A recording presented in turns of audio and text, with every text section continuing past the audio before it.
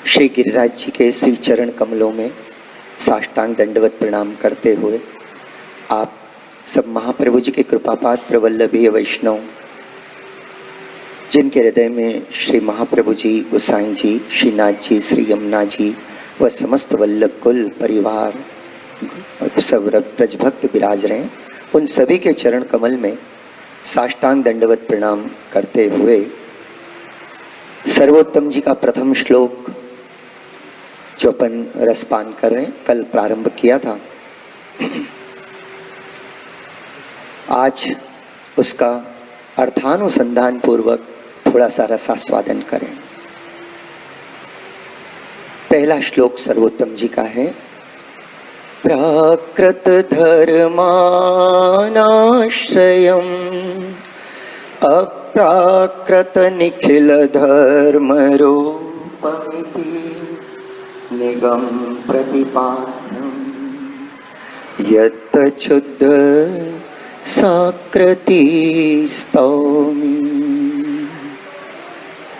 कल की भगवद वार्ता में अपन ने दर्शन किया था कि कैसे प्रथम श्लोक में श्री गोसाई जी न तो महाप्रभु जी का नाम लिया है, न श्री ठाकुर जी का नाम लिया।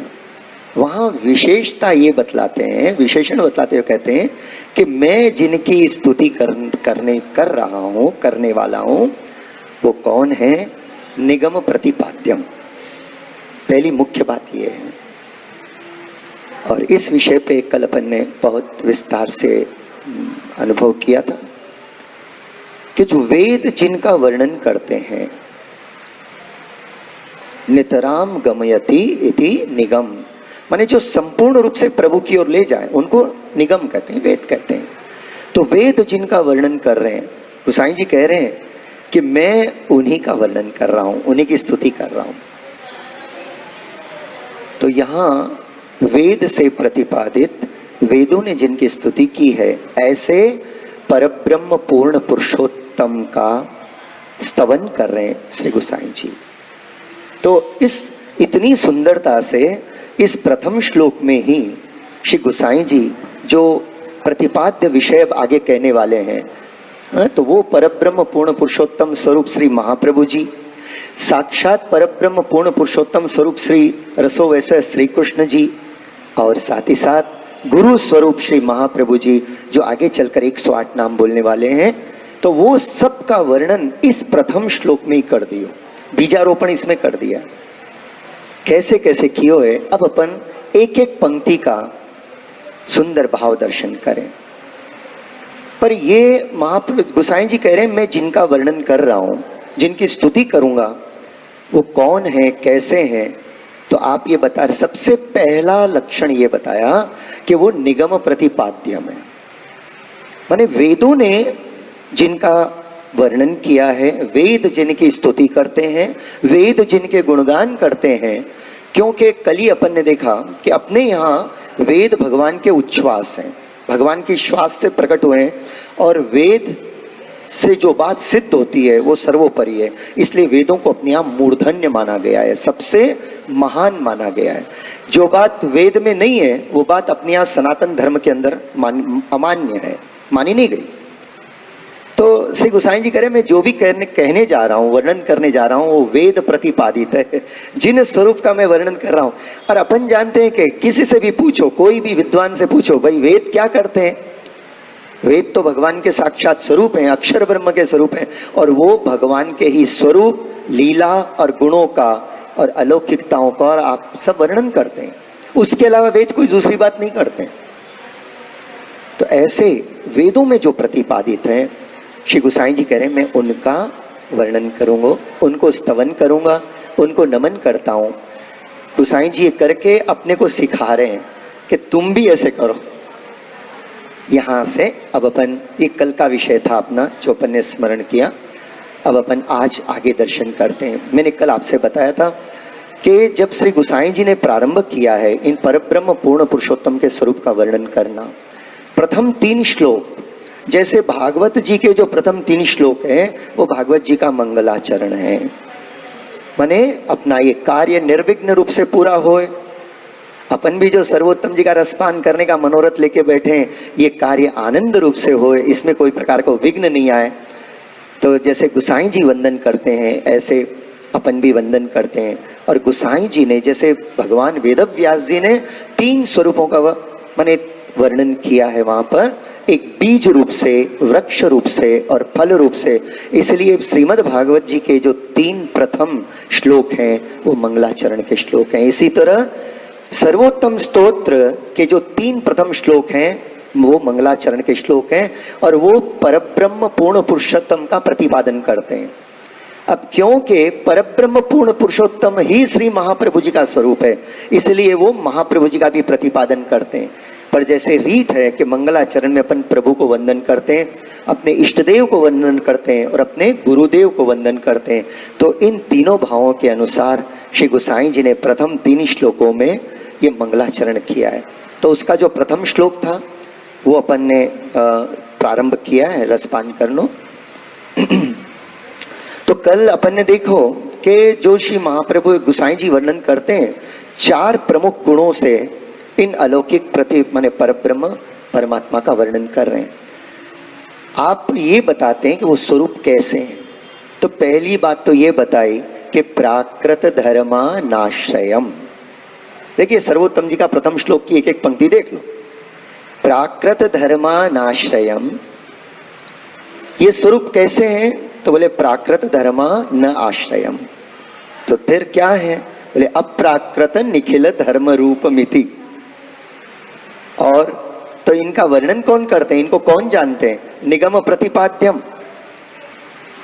यत्त शुद्धम, ये माने ये और एक विशेषण है, यत्त शुद्धम। मैं उन परम शुद्ध, वेदों में जो प्रतिपादन किया गया है उन परम शुद्ध रसो वैसे परमात्मा का मैं वर्णन करूंगा। परम शुद्ध और साकृति वाले तो स्तौमी, माने मैं उनका स्तवन करता हूं, मैं उनकी वंदना करता हूं, मैं उनकी स्तुति करता हूं। ये प्रथम श्लोक का ये भाव दर्शन है। अब एक एक पंक्ति का एक एक भाव का अपन दर्शन करें कि श्री ठाकुर जी कैसे। प्रथम दर्शन में, प्रथम दृष्टि में ये ठाकुर जी का ही वर्णन है। जैसे भागवत जी में वर्णन करते हैं व्यास जी कि सच्चिदानंद रूपाय विश्वोत्पत्त्यादि हेतवे तापत्रय विनाशाय श्री कृष्णाय वयम नमः। जो सच्चिदानंद स्वरूप हैं, जिनसे ही ये पूरा विश्व प्रकट हुआ है, विश्वोत्पत्ति हेतवे, जो विश्व की उत्पत्ति के जो कारणभूत स्वरूप हैं। और उनकी विशेषता क्या है, उनका कार्य कैसा, अलौकिक लक्षण कैसा है? तो कहते हैं कि सच्चिदानंद रूपाय विश्वोत्पत्त्यादि हेतवे तापत्रय विनाशाय। सारी दुनिया तीनों तापों से त्रस्त है, कोई ना कोई एक प्रकार के ताप से, कोई 2 ताप से और कोई 3 से, पर तीसरे ताप से तो बहुत कम लोग त्रस्त हैं। ये कौन से ताप हैं भाई संसार के? पहला है शरीर का दुख, आदि व्याधि और उपाधि। दूसरा है मन और इंद्रियों का दुख, और तीसरा है आत्मा का दुख। आत्मा का दुख अपने को होता ही नहीं, उस लेवल तक अपन जाते ही नहीं है। अपन तो ऊपर के 2 दुखों में ही डूबे रहते हैं। लेकिन जो भी हो, अब इन दुखों का सरस और सरल निवारण क्या है? किसी के जीवन में भी कोई प्रकार का दुख आवे तो भाई उसका निवारण का उपाय क्या? माने प्रेम से, आदर से प्रभु को नमन करो, भगवान श्री कृष्ण को नमन करो, तीनों प्रकार के दुखों का नाश हो जाता है।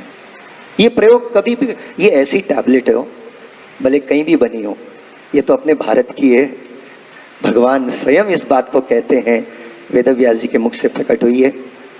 और जैसे किसी ने अपने को बता दिया, भाई प्रभु ऐसे हैं, उनको आप अगर वंदन करो तो आपके तीनों प्रकार के ताप का नाश हो जाए। ये तीसरा ताप कौन सा है मालूम है? जो ताप अपने भगवतियों को होता था कि प्रभु कब मिलेंगे। उन प्रभु से बिछड़ के हमको सहस्त्रों परिवत्सर हो गए, वो हमको कब मिले, हम उनको कब देखें, कब उनको प्रसन्न करें, कब वो हमारे हृदय में सुखपूर्वक विराजें, और कब वो प्रभु अब कभी आकर हमारा हाथ पकड़ के कहे कि बस भाई मुझे दुनिया सब प्रिय लगती है, पर तू मुझे बहुत प्रिय लगता है, बस वो सारी दुनिया को प्यार करें, सारी दुनिया पे कृपा लुटाएं, बहुत सुंदर बात है, बहुत सुख मिलता है। लेकिन वो परमात्मा कभी किसी दिन प्रकट होकर अपने से कहे, और अपने जीवन में, अपने ही जीवन में, कि आज अपने से बोले कि मैं तेरे से बहुत प्रसन्न हूं, तू जो करता है मुझे बहुत अच्छा लगता है। और अपन कोई मनमानी तो करते ही नहीं। सेवा कृतिर गुरुर आज्ञा बादनम व हरिच्छया। तो जो अपने गुरुदेव, जो श्री वल्लभ ने अपने को बताई, वही अपन प्रभु की सेवा में सावधानी से अपन वो कार्य करते हैं। तो ठाकुर जी जैसे अपने वार्ता प्रसंग में अपन देखते हैं, जो भी वार्ता आप देखोगे उस वार्ता में फिर ये बात आएगी कि वो वैष्णव ऐसे प्रेम से सेवा करते कि ठाकुर जी अपना सानुभाव जताने लगे। तो सानुभाव जताने लगे मतलब क्या है? अपने स्वरूप का अनुभव, स्वरूपानंद का अनुभव कराने लगे।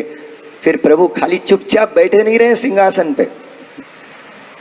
प्रभु कभी कभी तो वेणुनाद करें, प्रभु कभी स्मित हास्य करें, कभी प्रभु अपने हृदय में कोई भाव प्रकट करें, और ये सब प्रभु ऐसे कृपा कर कर आनंद का अनुभव कराएं। और ये सब कब होता है?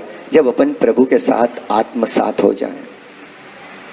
फॉर एग्जाम्पल, अभी हम परम पूज्य पाद श्री श्याम मनोहर जी के अलौकिक वचनामृत विनोद भाई की कृपा से सुन रहे थे, लाभ ले रहे थे थोड़ा सा। उसकी एक दो बातें मैं आपको बताऊं कि आप श्री बता रहे हैं, मैंने गोपीनाथ जी के जब साधन दीपिका का आप उस उत्सव के ऊपर आपका ये अलौकिक वचनामृत थे, तो उसकी एक दो बात जो अपन भी प्रारंभ करें आप श्री के आशीर्वाद से, उसका अपन स्मरण करते हैं। आप श्री प्रमुख बात ऐसे बता रहे थे कि भाई अपन जब मंदिर में जाते हैं, नित्य मंदिर में जाते हैं, तो सबसे पहली सेवा कौन सी करते हैं? सोनी की सेवा करते हैं। सोनी की सेवा करते हैं और मंदिर वस्त्र करते हैं। बोलते हैं ना मंदिर वस्त्र, थोड़ा जल के छींटे डालकर मंदिर का आंगन को अपन पहुंचते हैं, दंडवत करके भीतर जाते हैं। तो वहां आपने बताया कि भाई जब अपन ठाकुर जी के मंदिर में जाएं तो ऐसी कोई प्रकार की माने द्वैत नहीं रखनो है अपने को, कि दो भाव नहीं रखने, दो अलग प्रकार को भाव नहीं रखनो है, कि ठाकुर जी मेरे घर में ही मेरे संग विराज रहे। और जब अपन प्रभु के साथ प्रेम से उनकी सेवा करते हुए जब पहली सेवा ये करें, तो करते हुए अपना भाव क्या है? भाव क्या होना चाहिए? कि मैं मंदिर की धूल झाड़ रहा हूँ, मंदिर की जो है उसको मैं पूतना कर रहा हूँ, ऐसा भाव नहीं, बल्कि ये भाव कि हे प्राणनाथ, मैं जानता हूँ आप तो साक्षात गरुड़ जी के सिंहासन पे विराजते हो, तो आपको हमारे घर के कौन से ऐसे सोना चांदी रूपा हीरा मोती के सिंहासन है जो आपको प्रसन्न कर सकते हैं? आप इन सब से प्रसन्न नहीं होते हो, ये तो मैं अच्छी तरह से जानता हूँ, क्योंकि हमारे महाप्रभु जी ने कहा कि न तो साधन संपत्ति हरिस्तुष्यति कस्यचित्, ये साधनों से तो आप प्रसन्न नहीं होते हो।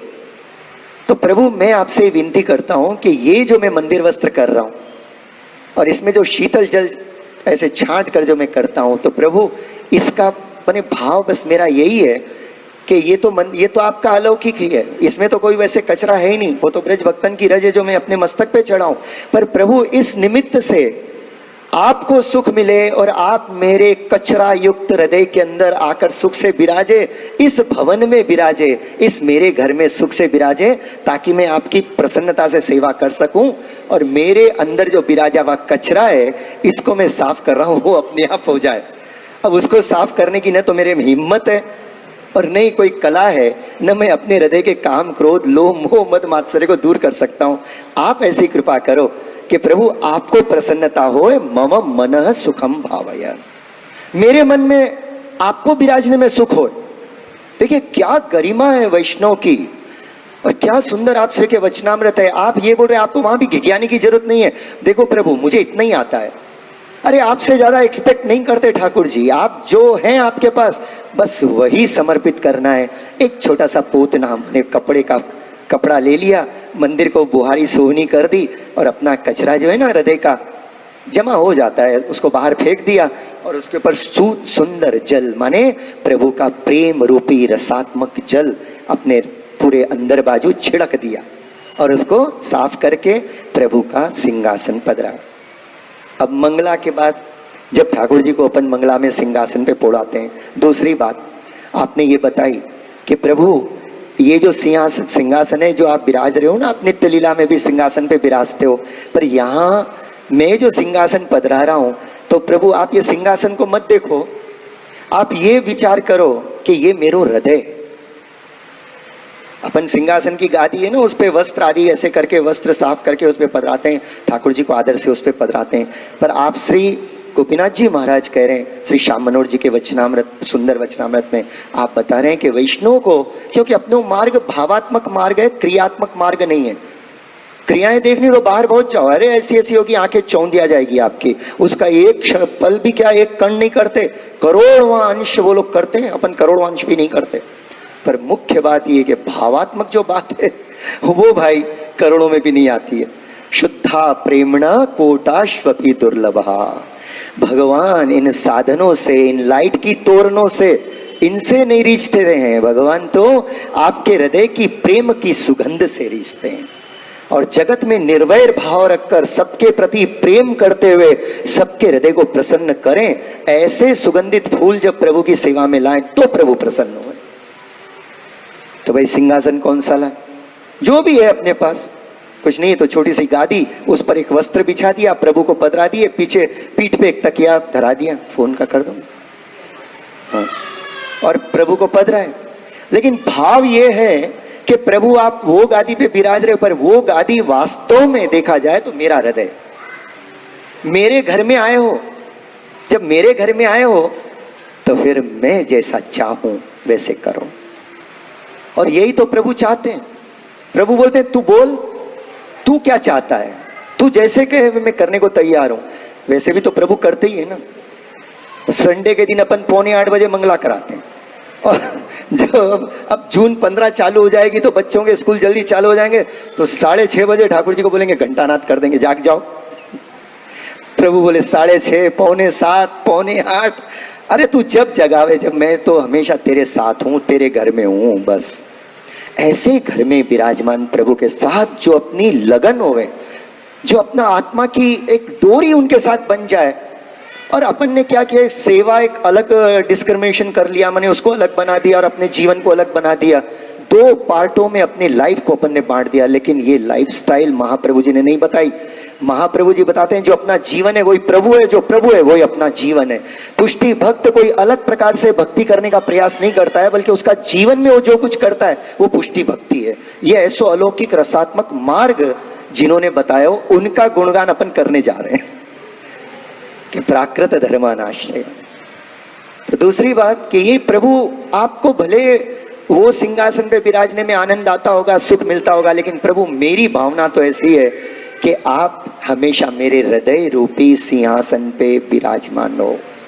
प्रभु मैं जानता हूं कि योगी लोग, बड़े बड़े महात्मा ऋषि लोग, ब्रह्मा जी जैसे महान, वो आपके वर्षों तक ध्यान करते हैं, फिर भी आप उनके हृदय में नहीं विराजते, नहीं प्रकट होते। आकाशवाणी से तर उनको कुछ आज्ञा कर देते हैं, कहां प्रभु प्रकट होते हैं भाई। बड़े बड़े ध्यान करने से भी प्रभु प्रकट नहीं हुए। लेकिन महाप्रभु जी को सेवक जब प्रभु से ऐसी विनती करे, प्रभु ये जो सिंहासन पे आप विराज रहे हो, गादी जिस मैंने बिछाई है, ये गादी और कोई नहीं, मेरा हृदय है। अब अपने हृदय पे अगर प्रभु विराजे तो बोलो ये हृदय की अलौकिकता क्या हो जाए। अपने को हमेशा अपने से दूर नहीं पधराना है ठाकुर जी को, समझे, अपने को अपने हमेशा हृदय में पधराना है। तो जब ऐसा होता है, क्या आपको अब कितना प्रेम प्रभु में होना चाहिए। एक प्रैक्टिकल मैं आपको एग्जांपल देता हूं। क्या अपन कभी अपने बच्चे को अपना समझने के लिए प्रेम प्रयास करते हैं? हाँ, दूसरे के बच्चे में अपनापन करने के लिए शायद अपने को एफर्ट करना पड़े, लेकिन आप जिसको अपना बच्चा समझते हो, क्या उसको अपना मानने में, प्रेम करने में क्या आपको कभी एफर्ट करना पड़ता है? और क्या कभी किसी को बोलना पड़ता है अपनी माँ को जाके, अरे मैं कैसे प्रेम करूं इससे? ऐसा बोलना कोई माँ बोली क्या अपने माँ को जाकर कि तू मुझे सिखा कि इससे मैं कैसे प्रेम करूं? क्या कोई पत्नी जाकर किसी से पूछी कि ये बताओ मैं अपने पति से कैसे प्रेम करूं? क्या कोई पति, कोई बच्चा आकर अपनी माँ बाप से शादी होने के बाद पूछता है तुम बताओ मैं अपनी पत्नी से कैसे प्रेम करूं? अरे सहज होता है भाई। और तुम जो करो वो प्रेम है, जो करो वही प्रेम है। यही संबंध प्रभु के साथ है। प्रभु अपने साथ इतने अपने स्पन से विराजते हैं कि उनके लिए कोई प्रकार की डिवीजन करने की आवश्यकता ही नहीं है। जो अपन अपने जीवन में लाए, जो खाएं, जो बनाए, वही प्रभु को धरना है। जल पीते हो, उसमें से पहले झारी जी भर दो, बचा हुआ जल प्रसादी है, वो आपके सेवन में उपयोग करो। प्रभु के लिए अलग से कुछ करने की आवश्यकता नहीं है। जो कुछ अपने लिए जरूरी है ना, बस वही प्रभु को अर्पण करना है। ये कितनी सुंदर सेवा हो जाती है, और इसको ठाकुर जी परम सेवा मानते हैं। ऐसो सुंदर सरल महाप्रभु जी ने स्वरूप प्रकट किया है अपने यहाँ। अब तीसरी बात आप श्री ने बताई, आपने बहुत सी बातें बताई थी, पर एक दो बातें मैंने कहा ना, दो तीन बातों का स्मरण करें। तीसरी बात, जब ठाकुर जी को स्नान करा के अपन श्रृंगार धरा, तो क्या ठाकुर जी जिनके पास हीरा मोती सोना चांदी आदि हैं, क्या उन्हीं स्वर्ण के आभूषणों से और हीरा मोती से ही रीझते हैं? क्या प्रभु को ऐसा धरो तो ही प्रभु की सेवा है? हाँ, एक बात जरूर है कि अपने घर में खूब सोना के आभूषण है अपने बेटे के लिए और बहू के लिए, तो फिर वहां ऐसा जरूर होना चाहिए कि पहले अपने लाड़ीले के लिए होनो, अपने प्राण प्रियतम के लिए होनो। भले बहू के लिए एक आभूषण कम, पर ठाकुर जी के लिए एक तो ज्यादा होने हैं, तो फिर करना है, पहले प्रभु के लिए करना। नहीं है तो प्रभु को बस प्रेम से गुंजा माला धरा दो, न मोती की भी जरूरत नहीं है, प्रेम से गुंजा माला धरा दी, मोर चंद्रिका धरा दिए। ठाकुर जी षोडश श्रृंगार मानते हैं। तो प्रभु की सेवा में जो अपन अलंकार करते हैं, अलंकृत करते हैं ठाकुर जी को, तो वहां ये अपने हीरा मोती माणक पन्ना ठाकुर जी को प्रसन्न नहीं करते हैं, पर प्रभु से अपन विनती करते हैं कि हे प्राणनाथ, मेरे हृदय में आपके प्रति जो प्रेम है, प्रेम के जो भाव है, प्रेम के जो मोती और रत्न है, उससे मैं आपका अलंकार कर रहा हूं और आप अलंकृत होइए। तो ठाकुर जी कभी उसके द्वारा प्रभु बड़े प्रसन्न होते हैं। देखो, अपने प्रभु प्रेम स्वरूप है, और अपना मार्ग भी प्रेम रसात्मक मार्ग है, और यहाँ की क्रियाएं सब प्रेम से भरी हुई है। फिर ठाकुर जी उन वस्तुओं का प्रकार नहीं देखते हैं, आकार प्रकार मूल्य नहीं देखते हैं, वो तो केवल भक्त के हृदय का प्रेम देखते हैं।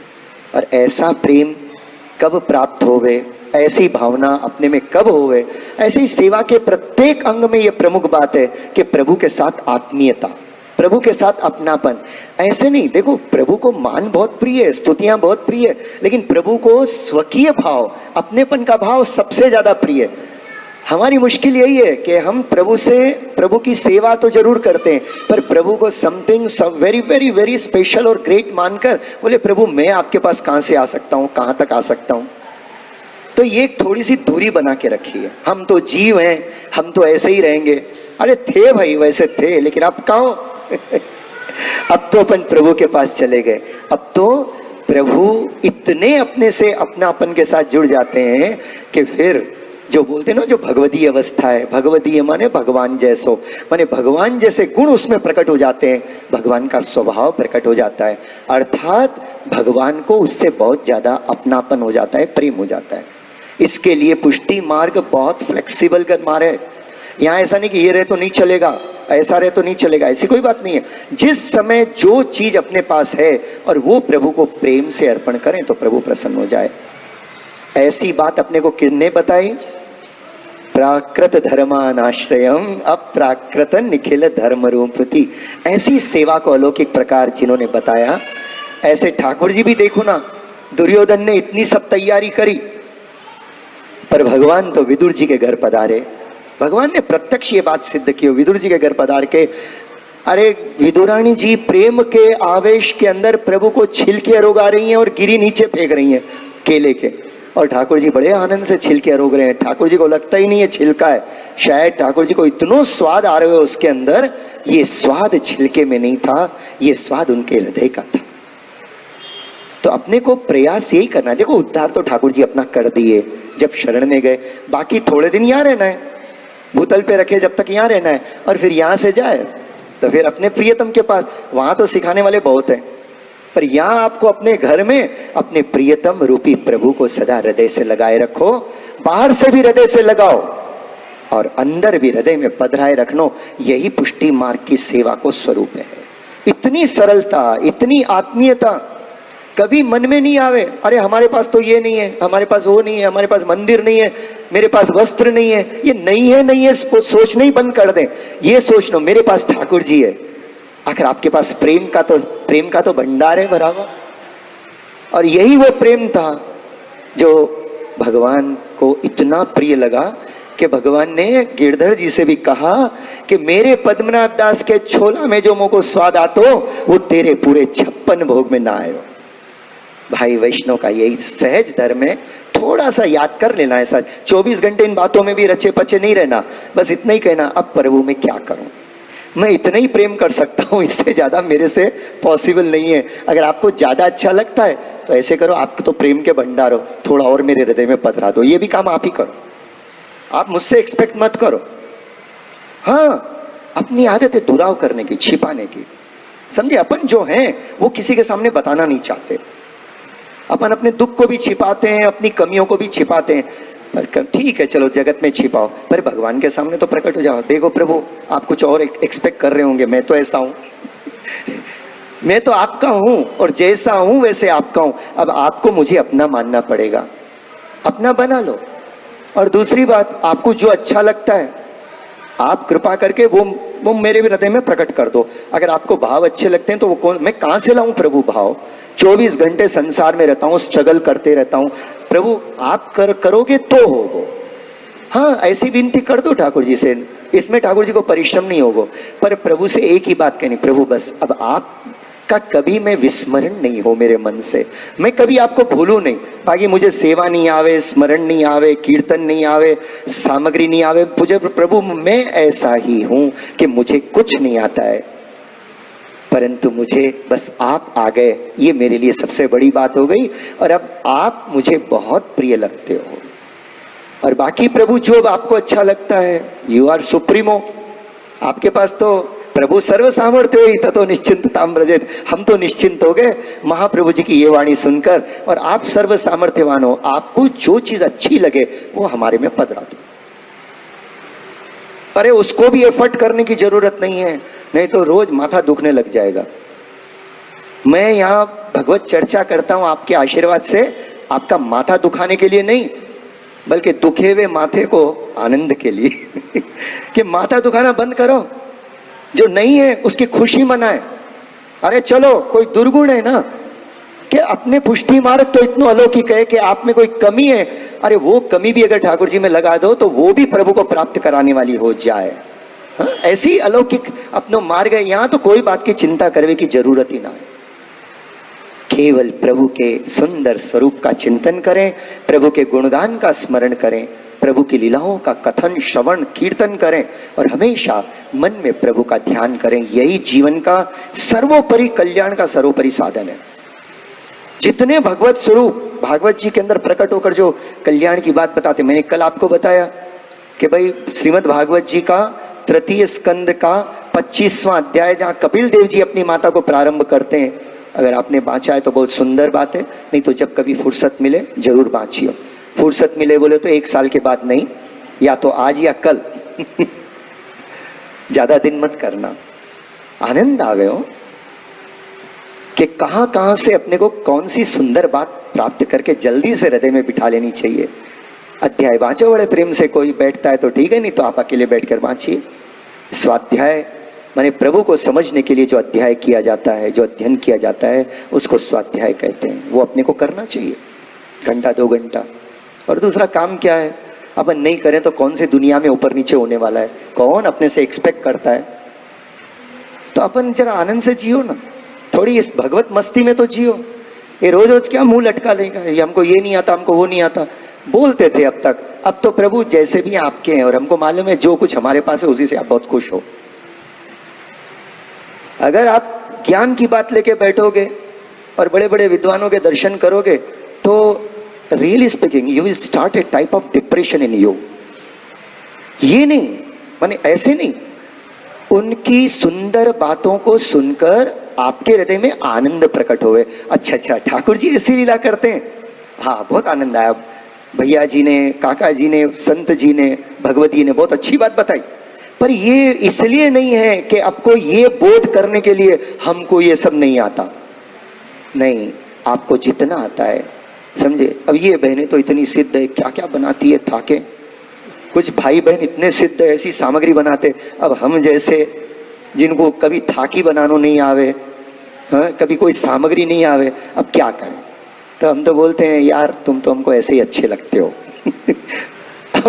अब हमको नहीं आता, कभी जब बैठेंगे स्वामी जी के चरणों में वो सिखा देगी तो मैं कुछ बना के अरोगा दूंगो, लेकिन अभी हमको नहीं आता प्रभु, आई जस्ट डू एक्सेप्ट, मैं स्वीकार करता हूँ प्रभु मुझे नहीं आवे। तो क्या प्रभु को अपन अच्छे नहीं लगते? नहीं, आपको जो आता है प्रभु उसमें प्रसन्न है। बस ये जो अपनी जो भी योग्यता अपन छोटी मोटी जो भी है, जो अपन बार बार इसको संसार में लगाते हैं ना, ये बात से प्रभु को अच्छो नहीं लगे। प्रभु ने कहा तू तेरा मन मुझ में लगा। कितनी बार कह रहे हैं भागवत जी में तो 3-3 4-4, भगवत गीता में तो 3-4 बात कह दी प्रभु ने कि मयि एव मन आदत स्व मयि बुद्धिम निवेशया। महाप्रभु जी कह रहे हैं चेतस्तव प्रवणम सेवा। अरे यही सेवा का सुख है। देखो अपन सत्संग में बैठते हैं, भागवत वार्ता करते हैं, इसका मुख्य उद्देश्य यही है कि अपना प्रेम प्रभु के साथ प्रारंभ हो जाए बस। और जो स्थिति में अपन है पूर्ण आनंद और संतुष्टि का अनुभव करें और कोई कमी ऐसी नहीं लगे, कमी विचार करने का समय नहीं रहे अपने पास, इतना प्रभु से प्रेम होने लग जाए और प्रभु के मुखारबिंद का अपने को नयन की पलकों से बंद कर कर उनको नयन के इन माने नयन रूपी सेज पर उनको पधरा ले और मन में ऐसो भाव रखें, नैन नहीं मेरा खो पिया तो है, नैन नहीं मेरा खो तेरी एक रोम की छवि पर तेरी एक रोम की छवि पर जगत वार सबना खो पिया तो है, नैनन ही मेरा खो भेटो अंग सकल श्यामल को अधर सुधा रस चाखो, रसिक प्रीतम संगम की बातें। जो प्रभु के साथ अपन अकेले में बैठकर अपना और प्रभु का मन दोनों का एक हो जाता है, और उस समय जब प्रभु अपने को अपने मन के भावों का अनुभव कराते हैं, लीलाओं का अनुभव कराते हैं, स्वरूप के सौंदर्य का अनुभव कराते हैं, ऐसी बात। रसिक प्रीतम संगम की बातें ना काहू सो भाखो पिया तो है, नैनन ही मेरा खो पिया तो है। बस प्यारे, मेरे पास और कुछ नहीं है। अब आप तो प्रेम से रिश्ते हो, दीनता से, आपकी कृपा से ही वो आएगो, महाप्रभु जी की कृपा से आएगो। पर प्राण प्यारे, एक बात जरूर है, ये तो आप भी अपने हृदय में बिठा लो कि मैं आपको बहुत चाहता हूँ, मैं आपको बहुत चाहती हूँ प्रभु, आप मुझे प्राणों से बढ़ के प्यारे लगते हो। बस ये पुष्टि का फल है। अब इसको कैसे हो, इसके लिए जिन बात को करने से अपना मन प्रभु में लग जाए, बस वही पुष्टि धर्म और वही सेवा को प्रकार है। ठाकुर जी में सेवा में चित्त लगा रहना, और सेवा में हो या सेवा के बाहर हो, प्रभु में चित्त लगा रहना, आप अहर्निश प्रभु के संग हो। प्रभु मानते हैं इस बात को। प्रभु अपनी देह कहाँ है ये नहीं देखते, कि अपना चित्त अगर प्रभु में लगा है तो प्रभु यही मानते हैं कि ये अहर्निश मेरे साथ है। यो माम पश्यन्ति सर्वत्र सर्वंच मयि पश्यति, जो सब जगह मुझे देखता है, सर्वत्र जिसकी दृष्टि जहां जाती है वहां उसको प्रभु के दर्शन होते हैं। क्योंकि प्रभु के कई आकार हैं, कई प्रकार है, बल्कि सर्व आकार उन्हीं परब्रह्म परमात्मा के ही अलौकिक प्रकार हैं। ऐसी जो दिव्य दृष्टि, उसी को ही महाप्रभु जी सर्वात्म भाव कह रहे। जहां दृष्टि जाए वहां मैं अपने प्रियतम को निहारूं, मैं अपने प्यारे को निहारूं, बस यही नैनों की सफलता है। पर निहारते रहूं और वो चले जाएं, इसमें आनंद नहीं आवे। देखो प्रभु, आप भले कोटान कोटि स्वरूप धारण करो, कहीं पर जाओ, सब जगह जाओ, हर एक के पास जाओ, हर एक को सुख दो, पर हे प्यारे, एक बात है कि रहिए मेरे ही महल, बस मेरे महल में रहो, मेरे घर में रहो, मेरे हृदय में रहो, मेरे नयन में रहो। प्रभु, जब इनकी सार्थकता है, ये देह आपके लिए है, मैं आपको ही समर्पित है। अगर खाली देह को मैं खिलाऊं पिलाऊं, अच्छे कपड़े पहनाऊं, आंखों से न जाने क्या क्या देखता रहूं, इसमें जीवन की क्या आनंद, इसमें आपको क्या आनंद आए प्रभु? प्रभु बस इतनी कृपा करो, मैं जैसा भी हूं वैसे आपका हूं, श्री वल्लभ का हूं। आप इतनी कृपा करो कि मेरे नयन जब भी देखें आपको देखें, मेरे कान जब भी सुने तो आपके ही गुणगान का श्रवण करें, मेरी नासिका जब सूंघे तो आपकी ही धारण करी हुई माला की सुगंध मेरी नाक में जाए। आप जो सोंदे को धारण करते हो, ब्रज भक्त जो लगाते हैं, अन्य भक्त लगाते हैं, हाँ, शिजी बाबा को जो सुंदर सोंदा इत्र आदि लगाया जाता है, प्रभु आप जब मेरे पास रहोगे तो इत्र भले कोई लगाए, सुगंध तो मुझे ही आएगी है कि नहीं?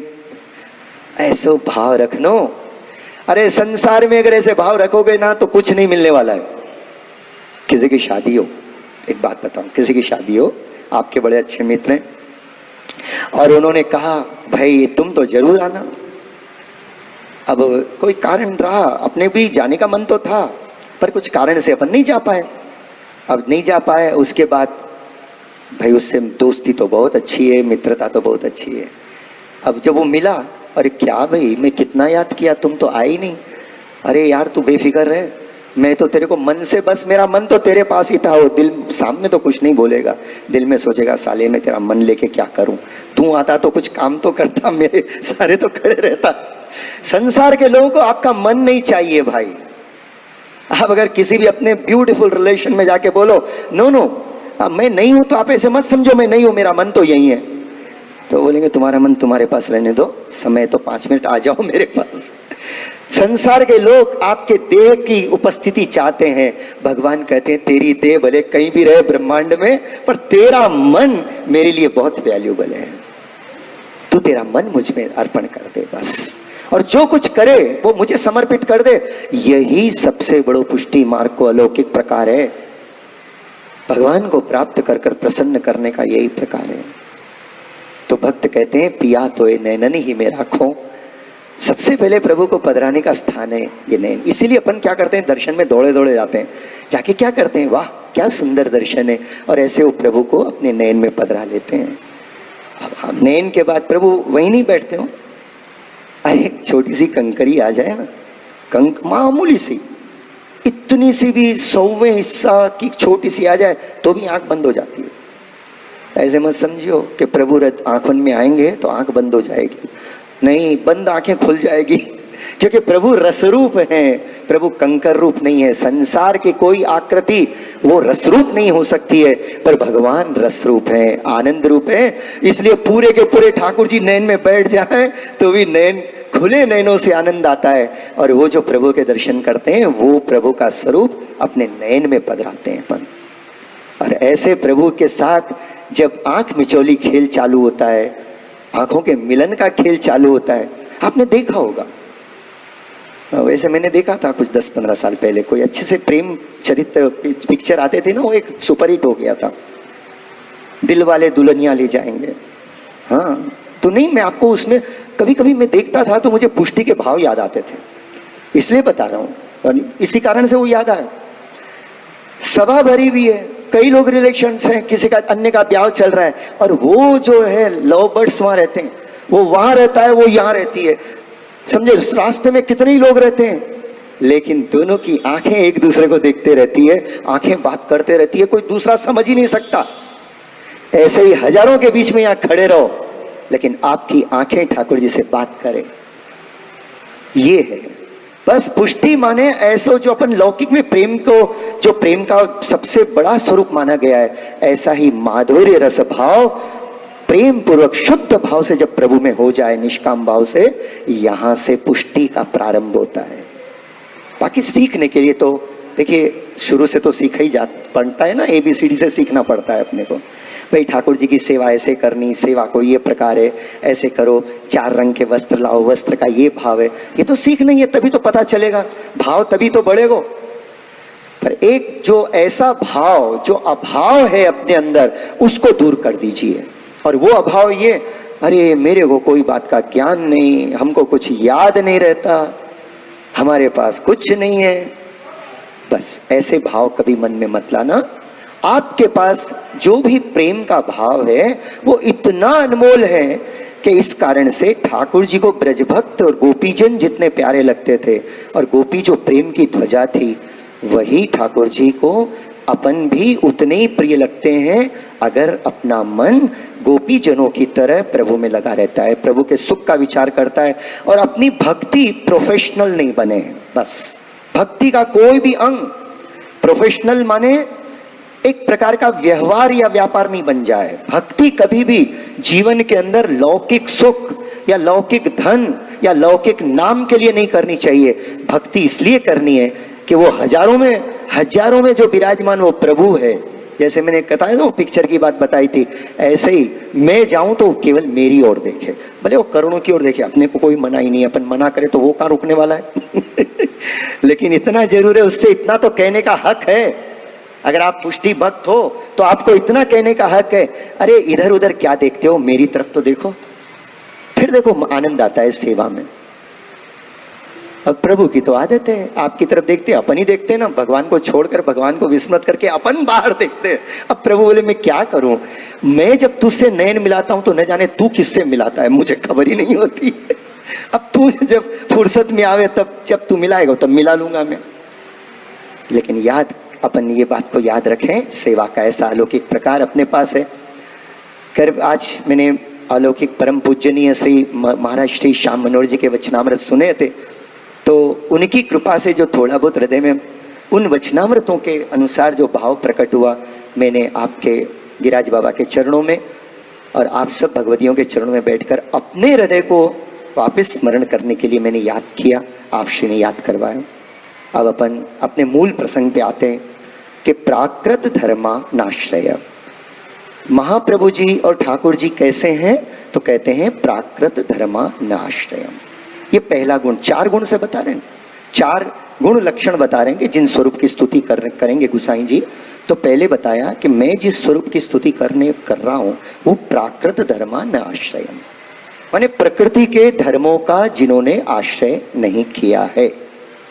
तो अब इस पंक्ति को अपन थोड़ा समझें कि महाप्रभु जी ठाकुर जी प्रकृति के धर्मों का आश्रय नहीं करें। तो ये प्रकृति धर्म क्या, प्रकृति क्या है, जैसे प्रमुख बात ही यहीं से चालू हो रही है ना कि प्राकृत धर्म न आश्रय। अब अपने को अगर खबर पड़ेगी प्रकृति के धर्म क्या है, तो अपने को पता चलेगा कि ठाकुर जी में ये नहीं है। तो थोड़ा सा अपन इस पंक्ति का दर्शन करें कि भाई प्रकृति माने क्या, और ठाकुर जी प्राकृतिक नहीं है, महाप्रभु जी प्राकृतिक नहीं है, यमुना जी प्राकृतिक नहीं है, गोसाई जी प्राकृतिक नहीं है, लीला सृष्टि प्राकृतिक नहीं है। तो फिर प्राकृतिक नहीं है तो इसका मतलब कैसे समझ लो।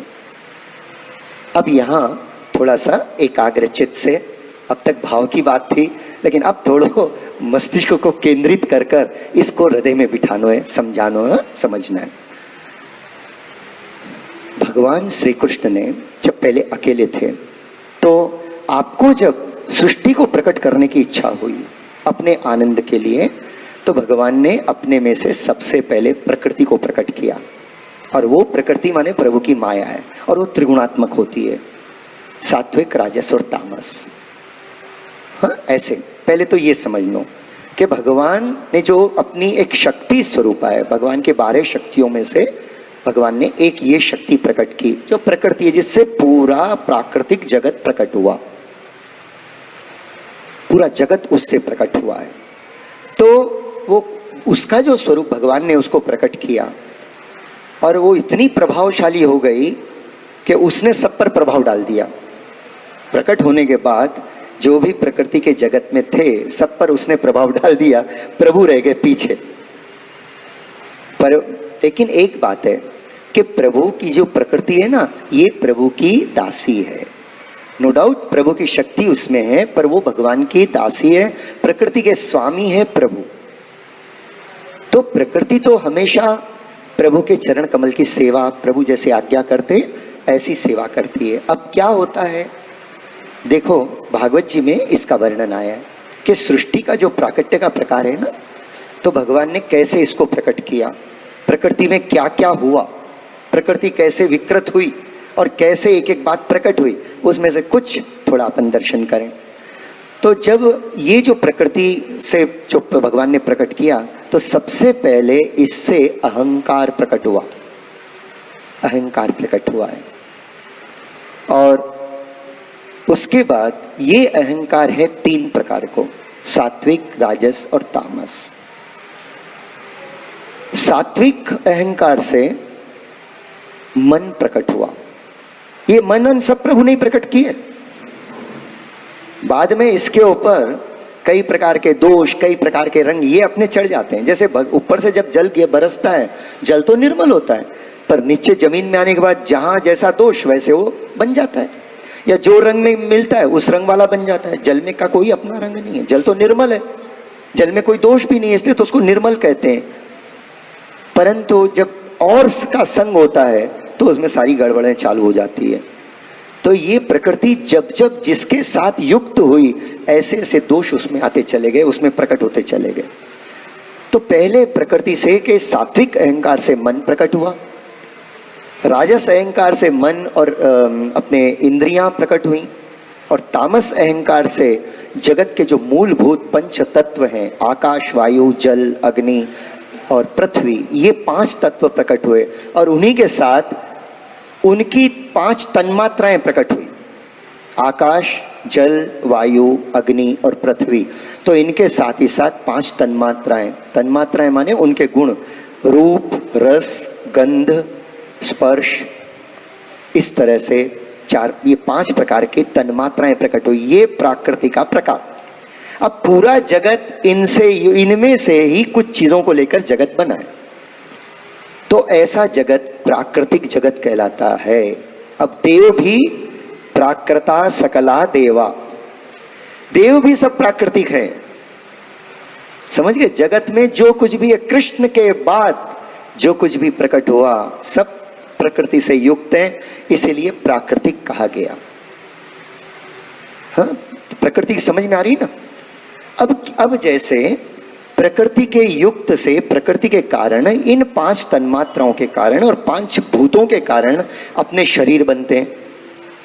भूतल पर जो प्रकट हुए, रसातल में हुए, पाताल तक जो प्रकट हुए, ऊपर ब्रह्मलोक तक सब गए, उन सब के देह इन 5 तत्वों में से ही बनते हैं, इसीलिए वो सब प्राकृतिक है।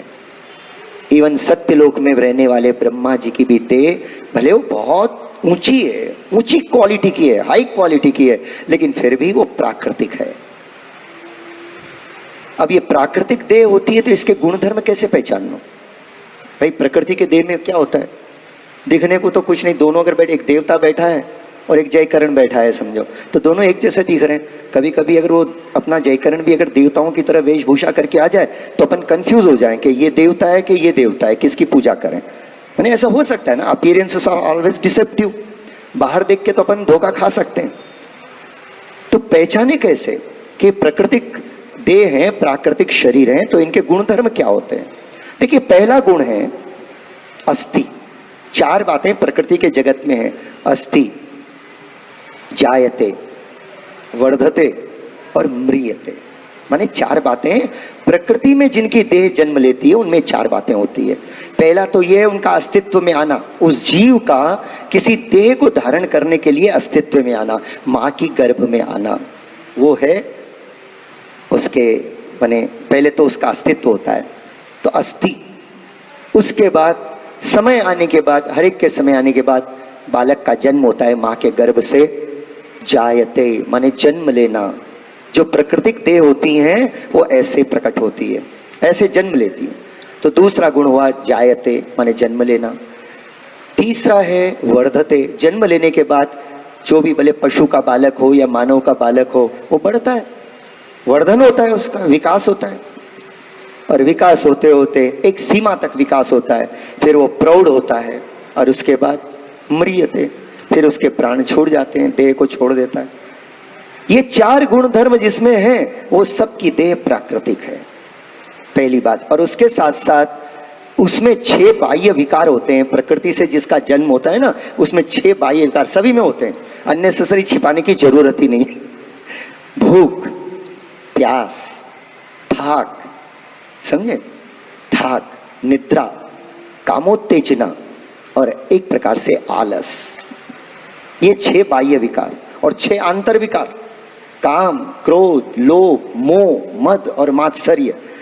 अब ये 6 आंतर विकार, 6 बाह्य विकार और 4 प्रकार के गुण धर्म से जिसका देह बना वो सब प्राकृतिक है। अब महाप्रभु जी गोसाई जी क्या बोल रहे हैं? प्राकृत धर्म न आश्रयम। अब आपके समझ में आई? नो डाउट ठाकुर जी, भगवान श्री कृष्ण, भगवान श्री राम, महाप्रभु जी जब भूतल पर आते हैं तो प्राकृतिक देह लेकर आते हैं, सन मनुष्याकृति बनकर आते हैं, लेकिन उनकी देह के गुण धर्म अपने प्राकृतिक अपन समझ सकते हैं। अब तो आपके समझ में आए ना कि प्राकृतिक देह, अपने को मालूम है अपनी देह प्राकृतिक है, मेरी देह प्राकृतिक है, आपकी देह प्राकृतिक है, सबकी देह प्राकृतिक है। तो अपन सब प्राकृतिक हैं और अपन तो ठीक है यहाँ भूतल पे तो अपन तो प्राकृतिक ही रहेंगे, लेकिन यहाँ से अगर ऊपर के लोकों में जाओ, यहाँ से नीचे के लोकों में जाओ, उनकी देह इन पंचभूतों से नहीं बल्कि इन पंच में से एकाध तत्व तो उनमें नहीं रहता है। जैसे यहाँ से आप स्वर्गलोक में चले जाएंगे वहां पृथ्वी तत्व नहीं रहेगा, तो इसलिए उनकी जो देह है ना वो रेडियम की तरह चमकते रहती है, वो रेडियम की तरह चमकती है उनकी देह में, और उनकी छाया नहीं गिरती। ऐसे हर एक के अलग अलग प्रकार हैं। अपने को ये सारी बातें समझने की जरूरत नहीं है, अपने को तो ये समझ में आ जाना चाहिए कि अपने महाप्रभु जी प्राकृतिक नहीं है। कहने का मतलब है कि स्वर्ग में भले 5 तत्वों से उनकी देह नहीं बनी, उनकी देह 4 तत्वों से बनी है। किसी की देह तपस्या करते हुए खाली 2 ही तत्वों से बनती है, लेकिन वो सब प्राकृतिक हैं।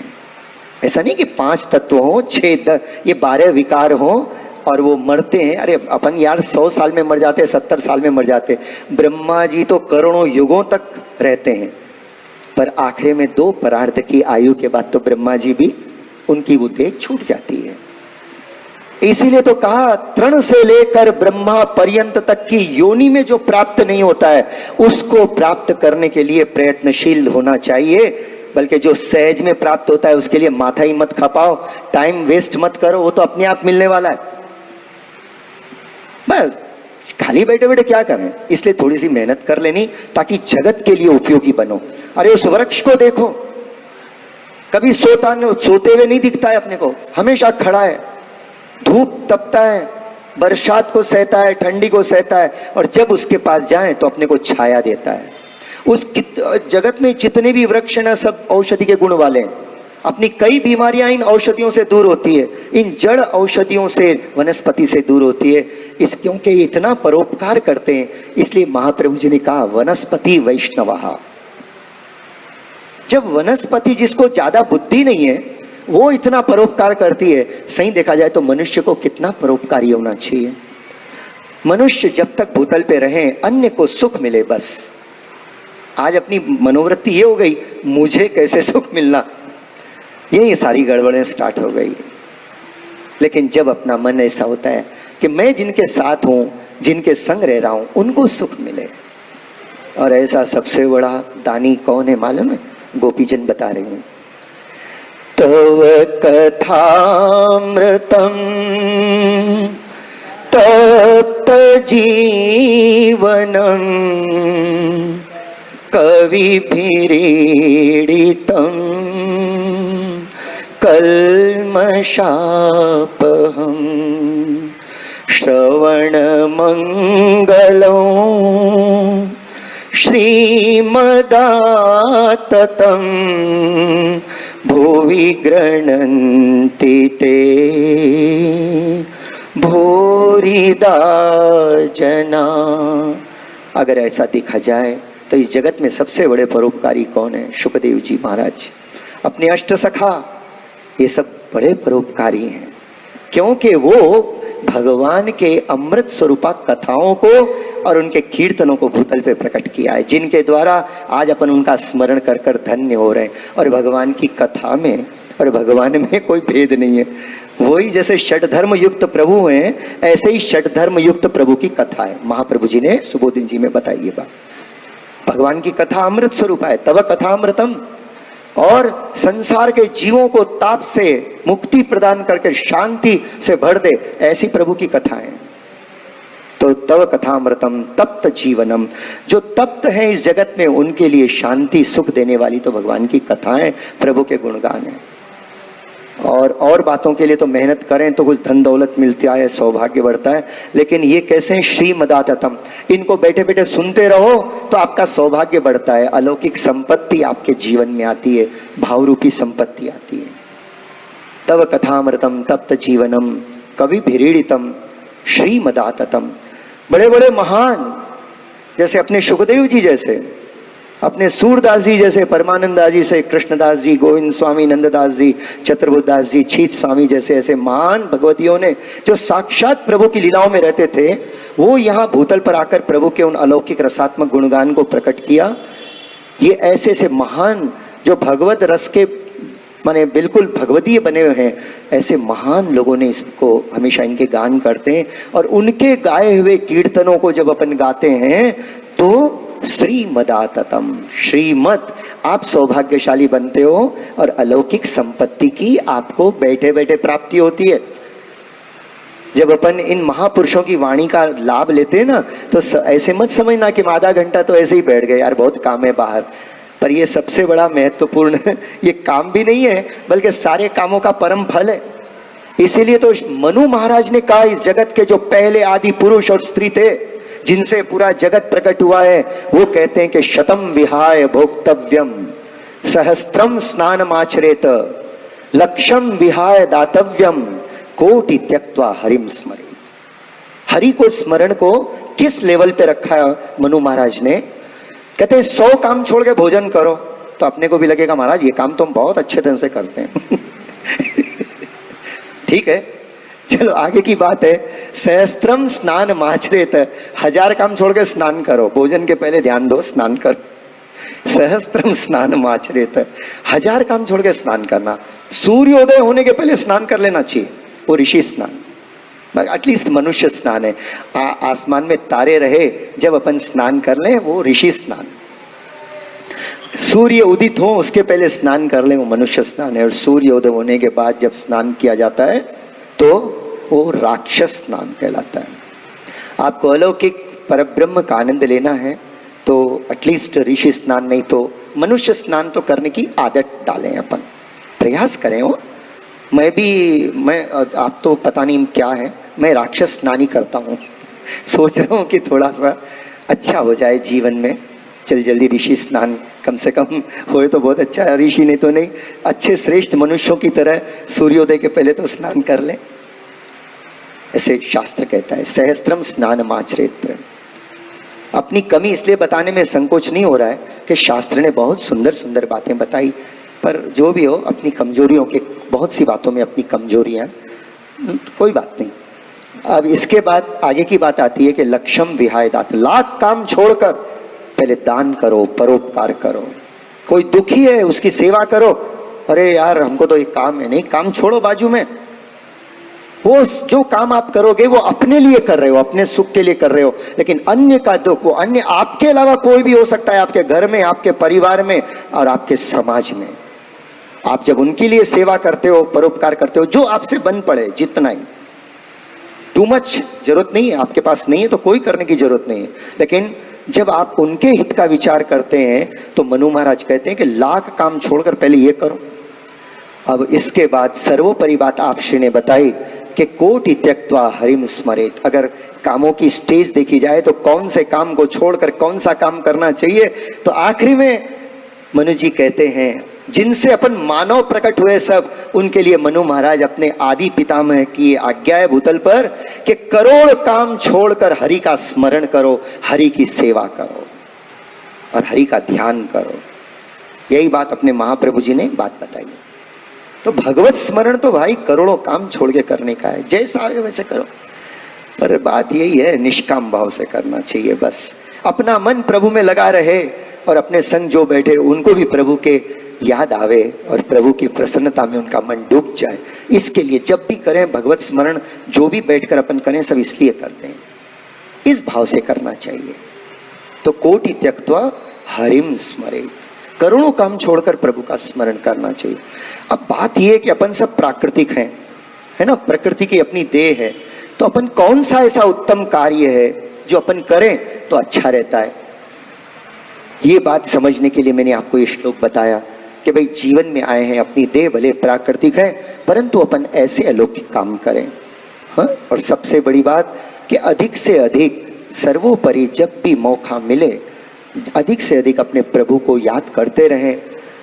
और जरूरी नहीं है कि अपन जोर जोर से याद करें, जोर जोर से कीर्तन गाएं, लेकिन श्री महाप्रभु जी ने जैसे अपने को बताया है, तस्मात् सर्वात्मना नित्यम श्री कृष्ण शरणम मम वदद्भिरेवं सततम स्थेयमित्येव मे मति। ऐसे प्रभु को अपन हमेशा तन से मन से अपने स्मरण से, हाँ, हमेशा उनका याद करते रहे, कभी धीरे धीरे, कभी मंद मंद, कभी सुंदर प्रकार से, कभी जोर से, लेकिन मन प्रभु में लगा रहे अपना, बस इस बात को ध्यान दें। तो इसीलिए अपन ये जो भी करते हैं किसी पर एहसान करने के लिए नहीं करते हैं, किसी मंडल को चलाने के लिए नहीं करते हैं, कोई मंडल में 10 लोग आवे कि नहीं आवे उसके लिए अपन नहीं करते हैं। अरे भाई ये जो अपना मन है ना, ये साला सब जगह मंडल की तरह घूमते रहता है, कभी इधर कभी उधर। अपना मन रूपी ये जो चक्र है ये सब बंद होकर प्रभु के चरण में लग जाए, प्रभु के चरण में लगे हो रहे, प्रभु की याद आती रहे, हाँ, प्रभु में अपना मन लगा रहे। और बस इन बातों के लिए ही अपने को भगवत स्मरण, भगवत चिंतन, भगवत नाम का स्मरण आदि करते रहना चाहिए। यही अपने जीवन की अलौकिकता है। तो आज जैसे अपन ने देखा कि प्राकृत धर्मा न आश्रयम, तो प्रकृति क्या है, प्रकृति के धर्म क्या है, प्रकृति से युक्त शरीर का धर्म क्या है।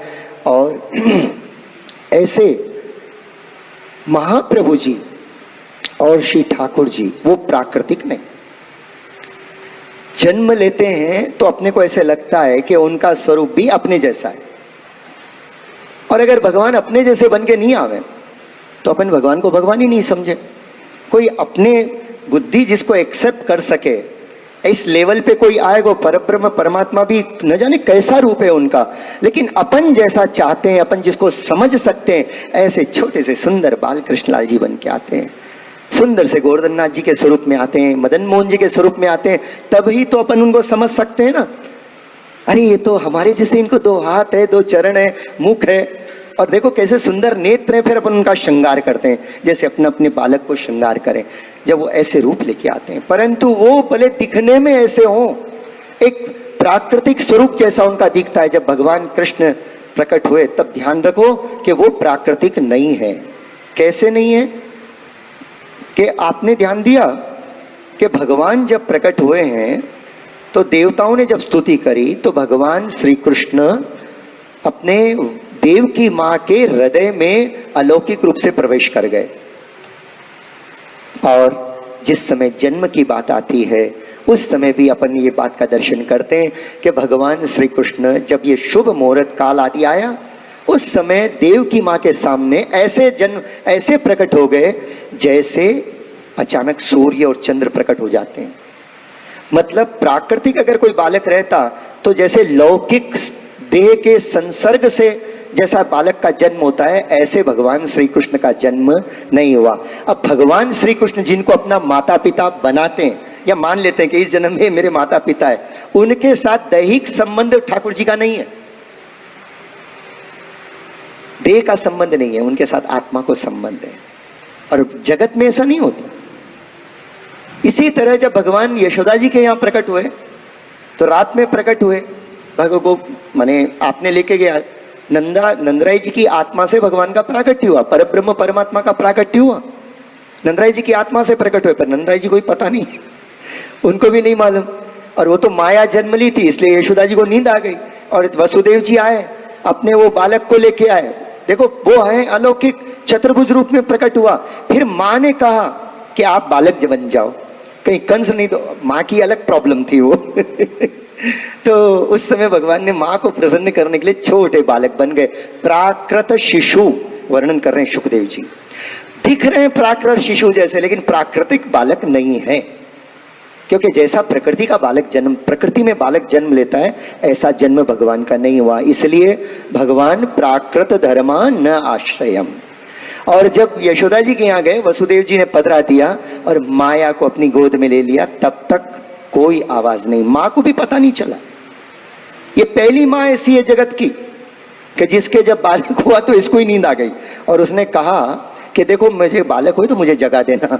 तो अनुभवी उन्होंने कहा, अरे तू हम क्या तुमको जगाएगी, तू पूरे गांव को जगा देगी। लेकिन जब भगवान की लीला प्रकट हुई तो माया का प्राकट्य हुआ और माया ने सबको सुला दिया, योग माया ने सबको सुला दिया। यशोदा जी को भी पता नहीं चला वसुदेव जी कब आए और कब उस बालक को वहां पधरा गया और कब माने माया को, माया रूपी बालिका को लेके चले गए। ये सब लीला हुई रात में, पर यशोदा जी को और कोई ब्रज भक्तन को पता नहीं चलो। लेकिन जब सवेरे ब्रज भयो महर के पूत, जब यह बात सुनी तब सुनी आनंदे सब गोकुल गणित गुणी। तो जिस समय यशोदा जी के यहाँ भी ये प्रभु माने प्रकटे, तो उस समय किसी को पता नहीं चला और उनका प्राकट्य लौकिक बालक की तरह नहीं है। दूसरे दिन सवेरे यशोदा जी ने देखा तो ऐसा सुंदर बालक आज तक दर्शन नहीं हुआ। वो तो भाविभर हो गई, चकित हो गई। कभी उस बालक को लेवे, गोद में लेवे, कभी नीचे पधरावे, कभी उसके मस्तक पे हाथ फेरें, कभी उसके कपोल पे हाथ फेरें, कभी उसके नयन देखें, ऐसा सुंदर। अरे ब्रज में आकर इतने दिन हो गए, 70, 75, 80 साल की हो गई, लेकिन ऐसा सुंदर बालक आज तक दिखा ही नहीं। ये सबसे भगवान का सबसे बड़ा गुण है, वो भगवान बहुत सुंदर है। खास कर कृष्णावतार में और रामावतार में बहुत सुंदर बनकर प्रकट हुए हैं। शायद जगत की प्रकृति में कोई सुंदरतम बात हो सकती है तो वो ये परब्रह्म परमात्मा का ही रसोवैसा स्वरूप है। ऐसा सुंदर स्वरूप लेके आए और फिर तो सब ऐसे मुग्ध हुए कि तब के हुए सो आज तक सब प्रभु में मुग्ध हैं। जो प्रभु से प्रेम है जिनको, वो तो प्रभु के दर्शन के बाद उनके नयन कहीं और नहीं टिकते, उनको ऐसा आनंद आता है प्रभु के दर्शन में, प्रभु के सुख में। तो जिस तरह भगवान श्री कृष्ण जन्म, ऐसा लगता है कि वे प्रकृति के बालक की तरह जन्म हुआ, लेकिन वो प्राकृतिक नहीं है। इसी तरह महाप्रभु जी भी प्राकृतिक नहीं है। आपको एक छोटी सी बात बताऊं, जैसे महाप्रभु इल्लमा गारू जी और लक्ष्मण भट्ट जी जब चले, 7वां महीना है और अपन जानते हैं कि चंपारण्य में गए तो उस समय गर्भस्राव तो हो गया और वहां से चौड़ा नगर पधारे, कृष्णदास जी के अमात्य के यहाँ पधारे। कृष्णदास जी के यहाँ जाने के बाद रात में प्रभु ने उनको स्वप्न में आज्ञा करी कि हम तो तुम्हारे यहाँ प्रकट होने वाले और तुम हमको छोड़ के आ गए। तो दूसरे दिन जब लक्ष्मण भट्ट जी और इल्लमा गारू जी गए वहां पर, तो क्या देखते हैं कि अग्नि के मंडल में, अग्नि के कुंड में एक ऐसा सुंदर बालक खेल रहा है। एक 4 हाथ का चबूतरा, उस पर इल्लमा गारू जी का जो पल्लू वहां पर है, यही प्रतीक था। और उसके ऊपर एक ऐसा सुंदर मेघ श्याम प्रभु श्री कृष्ण जैसा एक बालक, ऐसे ही कमल नयन, घुंघराली केशावली, मस्तक पर सहज सिद्ध ऊर्ध्व पुंड तिलक, छोटे छोटे चरण कमल और दक्षिण चरण कमल में 9 चिन्ह, वाम चरण कमल में 7 चिन्ह, ऐसे 16 चिन्ह वाला बालक, जिसकी ओर देखे उसके सारे ताप नष्ट हो जाए। ये कौन है भाई?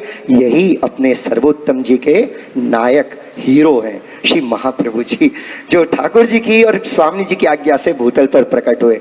तो आज अपन ने देखा कि वो जो स्वरूप है प्राकृतिक नहीं है।